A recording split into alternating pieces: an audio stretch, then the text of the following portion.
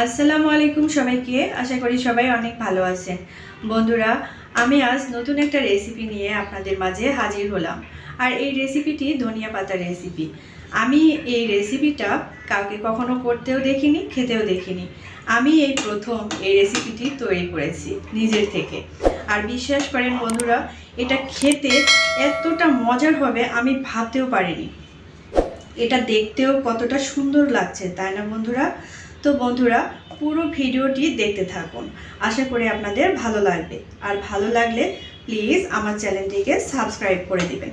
তো চলুন বন্ধুরা, আমি এই রেসিপিটি কিভাবে তৈরি করি আজ সেটাই আপনাদেরকে দেখাচ্ছি। তো দেখুন, এখানে আমি 10 টাকার ধনিয়া পাতা নিয়েছি এই ধনিয়া পাতার রেসিপিটি বানানোর জন্য। এখন আমি এই ধনিয়া পাতাগুলোকে একটু বেছে নিব। ডাঁটাগুলো নিব না, শুধু পাতাগুলোই নেওয়ার চেষ্টা করব। তো এভাবে করে সবগুলো ধনিয়া পাতা আমি সুন্দর করে বেছে নিচ্ছি।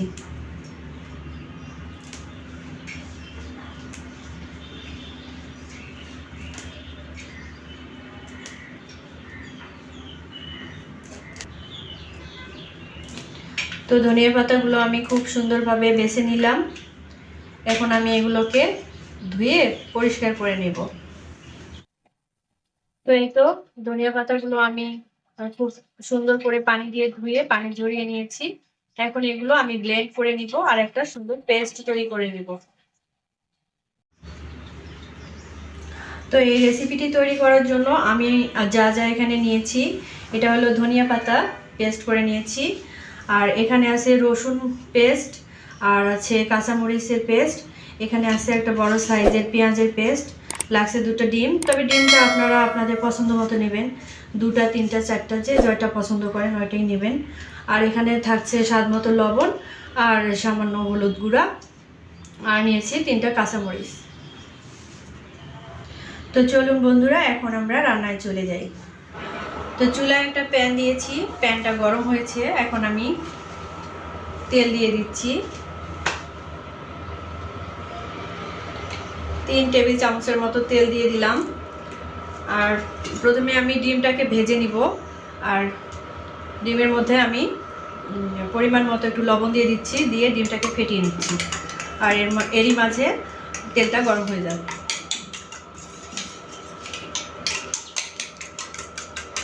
এখানে কিন্তু আমি আর কোনো কিছুই দেইনি, শুধু লবণ দিয়ে ডিমটাকে ভালোভাবে ফেটিয়ে নিচ্ছি।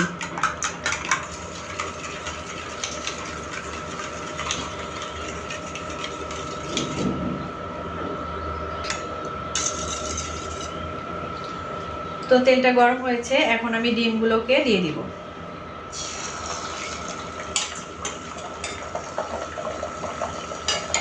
খুবই সামান্য মশলা দিয়ে, সামান্য উপকরণ দিয়ে কিন্তু খুবই অসাধারণ একটি রেসিপি তৈরি করা যায়। তো ডিমটাকে আমি একটু ভেজে নিব। তো এই তো ডিমটা ভেজে নিলাম। এখন আমি ডিমটাকে উঠিয়ে নিচ্ছি। ডিমটা খুব কড়া করে ভাজিনি, দেখতেই পাচ্ছেন একটু সাদা সাদা রেখেছি। এতে করে রান্নাটা করলে মানে ডিমটাকে সুন্দর দেখাবে, সাদা সাদা থাকলেই ভালো দেখাবে।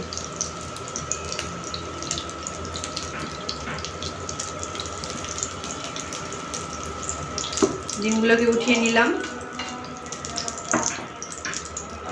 আর এখন আমি এই তেলের মধ্যে আর একটু তেল দিয়ে দিচ্ছি, 2 চামচের মতো।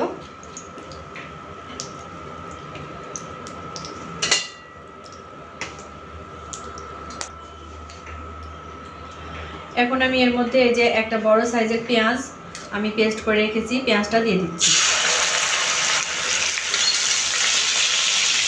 নেড়ে ছেড়ে কষিয়ে নেব।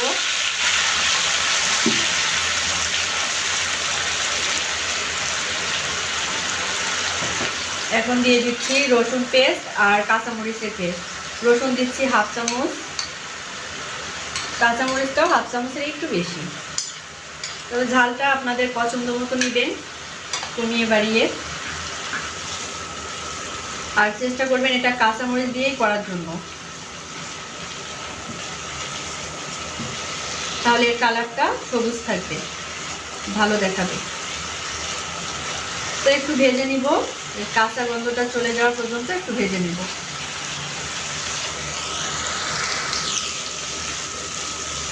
তো ভালোভাবে কষিয়ে নিলাম। এখন এটা থেকে যে কাঁচা গন্ধটা ছিল ওটা চলে গেছে। এখন আমি পরিমাণ মতো এখানে লবণ আর হাফ চামচ হলুদের গুঁড়া নিয়েছি, এটা দিয়ে দিচ্ছি। দিয়ে আবারও একটু কষিয়ে নিব।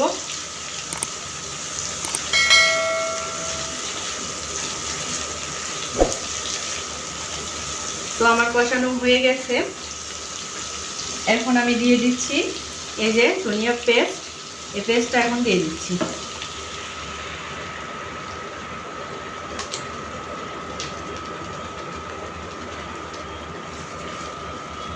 দিয়ে খুব ভালোভাবে এটাকে নেড়ে চেড়ে আমি কষিয়ে নিব।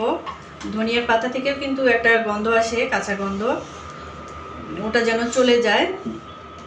এজন্য একটু সময় ধরেই আর কি এটাকে আমি কষিয়ে নিব।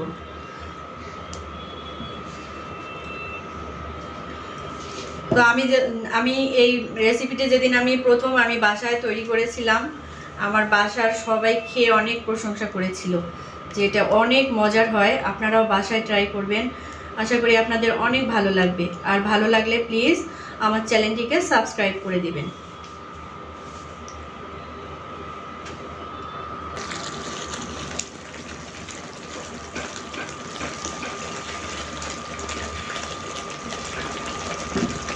তো বন্ধুরা, আমি খুব সুন্দর করে এটাকে 3-4 মিনিট ধরে কষিয়ে নিলাম। আর এখন এর মধ্যে আমি হাফ কাপ পরিমাণ পানি দিয়ে দিচ্ছি। একটু নেড়ে চেড়ে দিচ্ছি। আর এবারে ঢাকনাটা লাগিয়ে দিব আর পানিটাকে বলক উঠিয়ে নিব।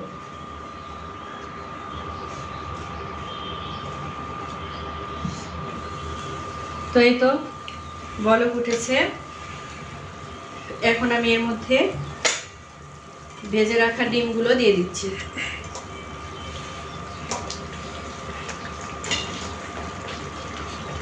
একটু নেড়ে চেড়ে দিচ্ছি, দিয়ে আবার আমি ঢাকনাটা লাগিয়ে দিব আর 3-4 মিনিট রান্না করে নেব।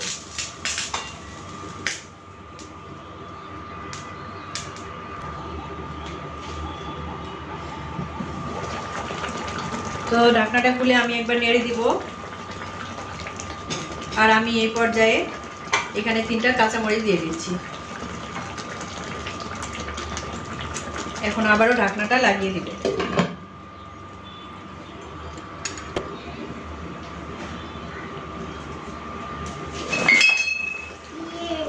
তো বন্ধুরা, এই তো আমার রান্নাটা প্রায় শেষ। এটা আসলে বাসায় ট্রাই করে যদি আপনারা না খান তাহলে আপনারা বুঝবেন না যে এটা কতটা ইয়াম্মি একটা রেসিপি। তো আশা করি আপনাদের ভালো লেগেছে।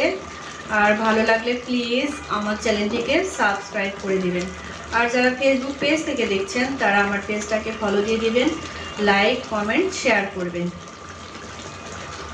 বন্ধুরা, আপনাদের একটা লাইক, একটা সুন্দর কমেন্টস আমার নতুন করে ভিডিও তৈরি করার অনুপ্রেরণা জাগায়। তো ধন্যবাদ সবাইকে। আল্লাহ হাফেজ।